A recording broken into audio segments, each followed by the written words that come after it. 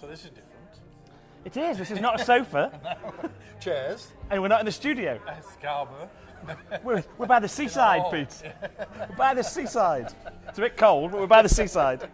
So, for those who don't know, we're at ECG. Yeah. We're in Scarborough. It's not always been in Scarborough. It has been in Scarborough for a long time. About 6 years in Scarborough, and then for about 5 years before that, the conference met in Llandudno. Yeah, in North Wales.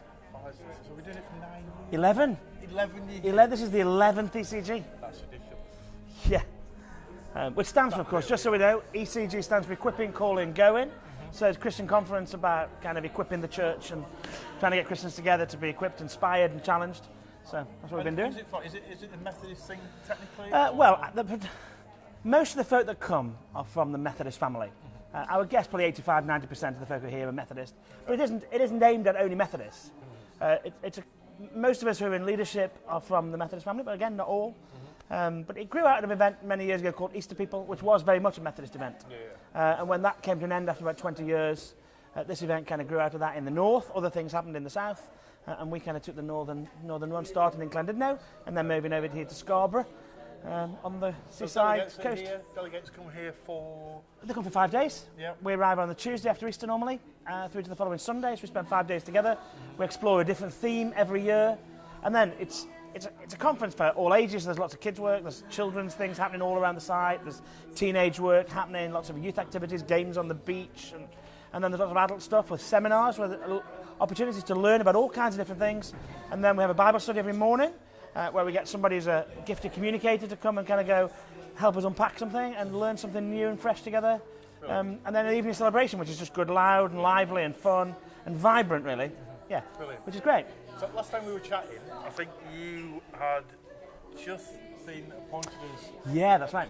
Yeah. And you're still working at Swan Bank at the time. I was. I did a half and half job for a year. That was a nightmare, let me tell you. Because there were two big jobs. Swan Bank's an amazing church, but big, and Cliff's a big college, and you kind of go, how do you look after both of those things? So I was glad to lay one of them down. Yeah. So you're now full-time? I'm full-time at the principal of Cliff College. It's really good. The Methodist Church has 2 training colleges, of which Cliff College is one. And it's in Derbyshire, near Bakewell, which is lovely. So I get to drive over the tops of the Derbyshire peaks every day, which is a stunning drive. And nice view from the office? I have to say, I think I've got the best office in the Methodist Church. The office itself is beautiful, but then the view out of the window of the office is just stunning. And I do catch myself every day just having a moment looking out the window thinking, I'm just blessed to be here. And it's one of those moments where you kind of look at the beauty of creation and go, actually, I don't believe this is an accident. This is designed and thought through, and because this is just so beautiful. What's your main aim while you're there as principal? So the college has a number of strands, really. We do a lot of academic stuff, so we like any other college in the country, we do undergrad degrees, so you can do a theology degree with us. You can do a degree in mission and ministry with us. So we've got numerous folk who are doing, from 18, doing their degree, their first degree with us. All of our degrees are validated by Manchester University, so it's a high standard. They come out with a Manchester University degree, so that's a really good thing. We do lots of MAs. We MA in leadership, MA in mission, MA in renewal, so lots of MAs. And we do PhDs as well, so you can become a doctor at Cliff College. And so that's good. So, and they're really, particularly the MA and the PhD program, are really, really busy. Folk are wanting just to kind of do that kind of next step in their academic journey to learn and develop. But alongside that, we also do, and our main aim is to help the local church across the UK to engage its community really well with good news. So all the other stuff we do is about how do we help the church to kind of be fit for the 21st century and communicate what we think is good news in their community really well. How do we engage with our community? How do we share faith with our community? How do we help our community be transformed and changed? So a lot of our stuff is about, we do pastoral care, we do bereavement care, we do youth work, children's work, we do community transformation work. All that kind of stuff is happening. For people who can come for a day or a weekend or a week and do upskill in all kinds of areas. And then we're out and about across the country as well. We're wanting to be in the local church, working with local churches. So we'll plan lots of opportunities to be in the local church on a particular weekend or on a Sunday, communicating and working with church. Is that something you... Yeah, I think... I remember you were very much involved in the community in community is my thing. I'm passionate about the church working in community. The church should never be in isolation. We're not about being isolated on our own out the way. That's not what the church is meant to be. And I'm always concerned when a church has no community engagement. So for the 11 years I was at Swan Bank, my absolute passion was how do we engage our community and how do we make sure the community knows we're here and sees us as a good thing, because the church isn't always seen as a good thing, and I want to make sure the church is seen as a good thing.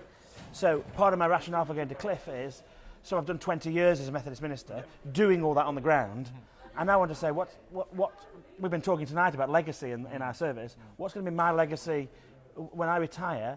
I want a whole new group of people who have caught that vision for community, and I'm now involved with folk who are now coming into ministry. Some of those at a very early age, some exploring what it means. So I want to spend the next part of my time investing in others, so that they go and build community. They go and transform community. So that's why I've taken the job, really. Yeah, no, absolutely. I can see that. And I've always seen the way you've been involved in community, in those and things. Yeah. But that's interesting. I've been listening to Bible study this week. Oh, good. That's a good thing, Pete. It's been a good thing, that is. I picked up a lot of things from that. Some interesting things.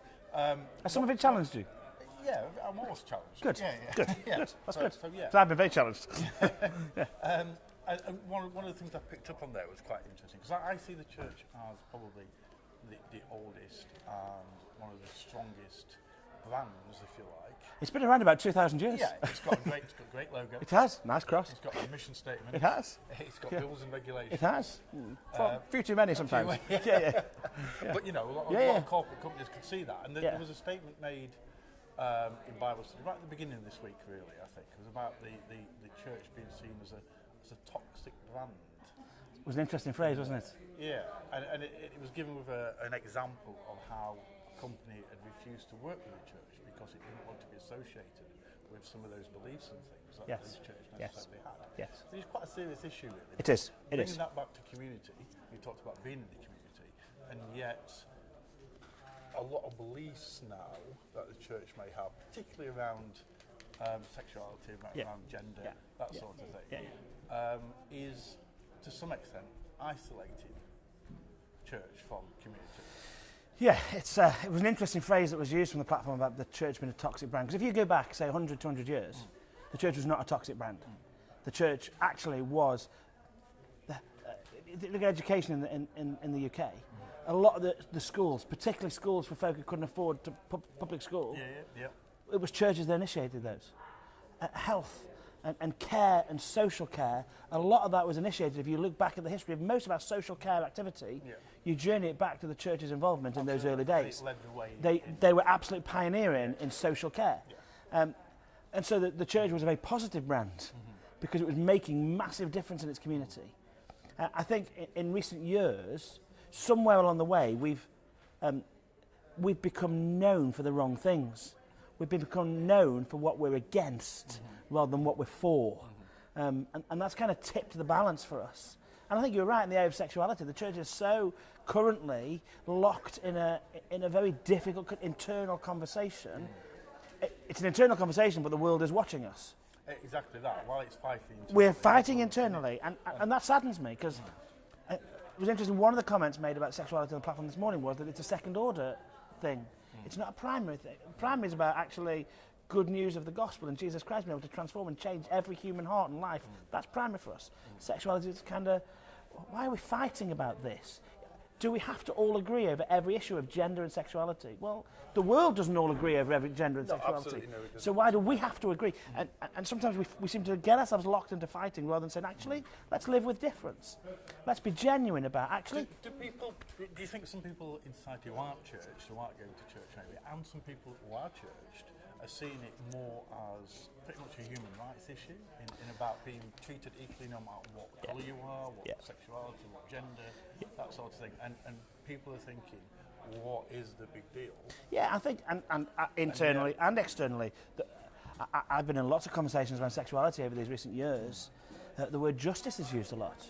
It's a justice issue for some people who feel like they've been treated badly because of how they assign themselves or how their sexuality, if they're gay or same-sex attracted, or they feel they've been treated badly. And actually, I'm saddened that the church does not treat everyone equally. And every human life is always of equal value to God, regardless of gay or straight. That every human life. Now, we then wrestle with what does the Bible say about some of that? And that becomes a very difficult issue then for us. And we have to kind of work our way through that, and we'll land in different places. It is a big conversation over time. And you talked a little bit about how the church led the way in social care, in education, etc. at those times. But also at those times, if you go back a couple of years, the Church of England stance on things like slavery was using scripture to say how slavery is okay. Absolutely. In the same way as using scripture today to say that same-sex marriage is not okay. And the church justified slavery for a very long time using scripture because Paul seemed to suggest slave obey your master and master be good to your slave, and he didn't actually say it's wrong. It was justifiable, and we had to come to a point and say, actually, no, this is not justifiable. This is never right. Slavery is never right. Reality is we still get slavery. Our community still has slavery. The face of it looks different, but modern day slavery is just a reality today for us, and we still need to challenge it. But sexuality is a massive issue for us, and I think we will not reach a point in the church where everybody is going to agree over this issue. We're not going to do that. That's not going to happen. Now, some churches have split over that. I'm in a denomination at the moment, the Methodist Church, that's trying to say, how do we find a way of living together with our difference? Can we do that? Now, my hope and prayer is that we can do that. That we can say, actually, we aren't all going to agree. But actually, we need to love each other. We need to respect each other. We need to respect difference, whilst recognising doctrinally and theologically we may be in a slightly different place. And I hope and pray we can work our way through that. I really do. Because I think actually that makes quite a big statement to the world as well. That actually we are different, we will disagree, but we disagree in love together. We respect difference, and we work together to transform community. And to present that first order thing, which is Jesus Christ actually can bring change. And it is about having a conversation without conflict. Absolutely. We don't want to fight. Do we want to fight over this? Do we? No. We need to love each other. Absolutely love each other. And I want to love my brothers and sisters. If they think differently to me, I absolutely want to love them. Jesus loves them. I want to love them too. Yeah, absolutely. Great. Good week in Scarbourough. Let's change the mood. Great. The sun's been shining. It's been great. We stayed in a grand hotel. That's interesting. As always. No, it's been great. Brilliant. Been good. Excellent. Always great to chat to you about these things. No, it's good. And I'm always, these are real issues, and people's lives are important, and people's journeys are important. And my desire as a minister in the church is actually, let's engage with real people. Let's engage with real conversation. Let's not shy away from difficult issues that we all face, because every human life faces a difficulty. Let's take those head on. But within that, for me, there's a recognition that actually the good news that the church has to bring is about healing and hope and transformation and change. And I want to be talking those things. Brilliant. I think there's a beer waiting for us. I blooming hope so. Let's go and get one. Yeah, great. Thanks, Ash. No worries.